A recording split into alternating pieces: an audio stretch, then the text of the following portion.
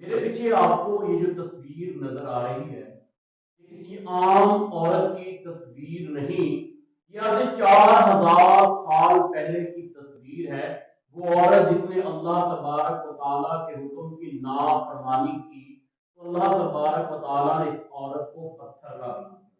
السلام علیکم دوستو، میں ہوں محمد لقمان، آپ دیکھ رہے ہیں اس کے یوٹیوب چینل لقمان۔ تو آپ لوگوں نے حضرت لوط علیہ السلام کے بارے میں سنا ہوگا، اس کی قوم کے بارے میں سنا ہوگا کہ اللہ تبارک و تعالیٰ نے لوط علیہ السلام کی قوم کے ساتھ کیا کیا تھا، ان کے ساتھ کیا سلوک ہوا تھا۔ حضرت لوط علیہ السلام حضرت ابراہیم علیہ السلام کے سگے بھتیجے ہیں۔ حضرت لوط علیہ السلام حضرت ابراہیم علیہ السلام کے ساتھ ایک لمبا عرصہ تک رہے، اور بعد کے اندر حضرت لوط علیہ السلام اور حضرت ابراہیم علیہ السلام الگ الگ آبادیوں کے اندر فلسطین کے اندر آباد ہو گئے۔ حضرت لوط علیہ السلام صدوم نامی آبادی کے اندر جا کر اپنا مسکن بنایا، وہاں پر جا کر آباد ہوئے۔ شہر اس قدر نعمتوں سے بھرا ہوا تھا، ہر طرف ہریالی تھی، لوگ خوشحال تھے، بلکہ اس طرح کہنا بجا ہوگا کہ پوری دنیا کا سب سے امیر ترین شہر اور سب سے خوبصورت شہر تھا۔ لوگوں کی تمام ضروریات زندگی یہاں پر میسر تھیں، لوگوں کے کھانے پینے کے لیے ہر چیز یہاں پر موجود تھی، بلکہ دوسرے شہر سے لوگ یہاں پر آ کر تجارت کیا کرتے تھے، کاروبار کیا کرتے تھے، سیر و تفریح کے لیے آیا کرتے تھے۔ جب اللہ تبارک و تعالیٰ نے لوط علیہ السلام کو نبوت دی اور تبلیغ کا حکم دیا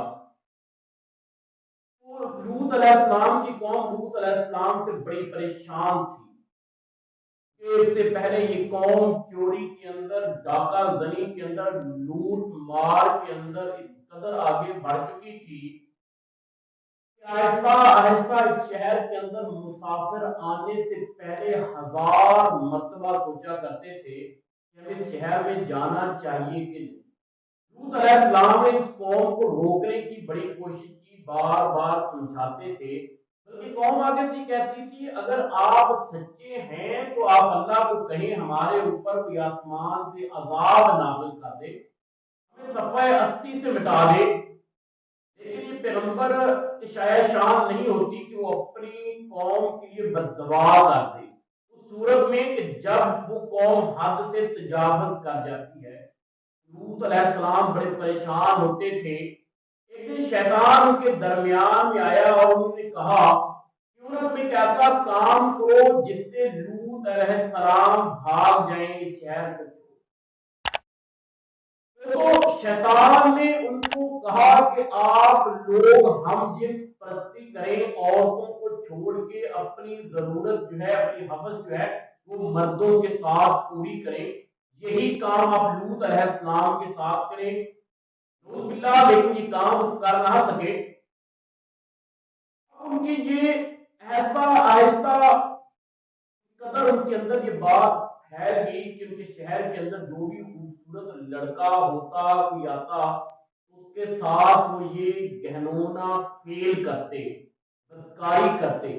اب وہ حد سے تجاوز کرتے جا رہے تھے، جس طرح اللہ تبارک و تعالیٰ قرآن کریم میں فرماتے ہیں کہ حد سے تجاوز مت کرو، کیونکہ پھر اللہ کی جب لاٹھی اٹھے گی تو آپ لوگوں کو چھپنے کی جگہ نہیں ملے گی۔ جہاں پر بھی چوری کرتے، ڈاکہ کرنے کے لیے جاتے، وہاں پر اگر کوئی چھوٹا بچہ خوبصورت دیکھتے تو اس کے ساتھ بدفعلی لازمی کرتے۔ لوط علیہ السلام بڑے پریشان تھے۔ انہیں لوط علیہ السلام کی ایک بیوی کیونکہ دو قوم کی ہم اثر تھی، ہم خیال تھی، وہ اس کام کو صحیح سمجھتی تھی، تو اس نے لوط علیہ السلام کا تو ساتھ نہ دیا لیکن اپنی قوم کا ساتھ وہ دیتی رہی۔ اللہ تبارک و تعالیٰ نے وہ بہت ہی خوبصورت نوجوان فرشتوں کو لڑکوں کی شکل کے اندر حضرت لوط علیہ السلام کے گھر بھیجا۔ حضرت لوط علیہ السلام نے ان کو گھر میں بٹھایا، کھانا کھلایا، وہ کہا کہ شہر آپ کے لیے محفوظ نہیں، اس شہر کو فوراً چھوڑ کر یہاں سے چلے جائیں۔ ابھی وہ مہمان حضرت لوط علیہ السلام کے پاس ہی تھے کہ حضرت لوط علیہ السلام کی بیوی آگے اپنی قوم کے پاس گئی کہ ہمارے گھر پہ بہت ہی خوبصورت دو نوجوان لڑکے آئے ہیں، لہذا قوم نے جیسے ہی اس بات کو سنا پورے کا پورا شہر امڑ آیا۔ حضرت لوط علیہ السلام کے گھر کے دروازے پہ دستک دی اور کہا کہ ان دونوں کو باہر بھیج دیں۔ لوط علیہ السلام بہت پریشان ہوئے۔ فرشتوں نے جب حضرت لوط علیہ السلام کی پریشانی کو دیکھا تو انہوں نے کہا کہ ہم اللہ کے بھیجے ہوئے فرشتے ہیں اور اس قوم کو راہ راست پہ لانے کے لیے، یعنی کہ کچھ سبق سکھانے کے لیے ہم آئے ہیں۔ رات ختم ہونے والی ہے، رات کے ختم ہونے سے پہلے فرشتوں نے حضرت لوط علیہ السلام سے کہا کہ آپ اپنی بیوی بچوں، اہل و عیال اور اپنے لوگوں کو لے کر اس شہر سے دور چلے جاؤ۔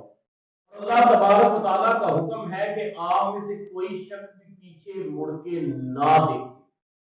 اللہ تعالیٰ قرآن کریم کے اندر ایسے بیان فرماتے ہیں کہ رات ختم ہونے میں کچھ وقت ہے اور اللہ کا عذاب قریب ہے۔ وہی ہوا، لوط علیہ السلام اپنے اہل و عیال کو لے کر وہاں سے نکلے۔ اللہ تبارک و تعالیٰ نے قوم کے اوپر پتھروں کی ایسی بارش کی کہ اس شہر کو دنیا کے نقشے سے مٹا دیا۔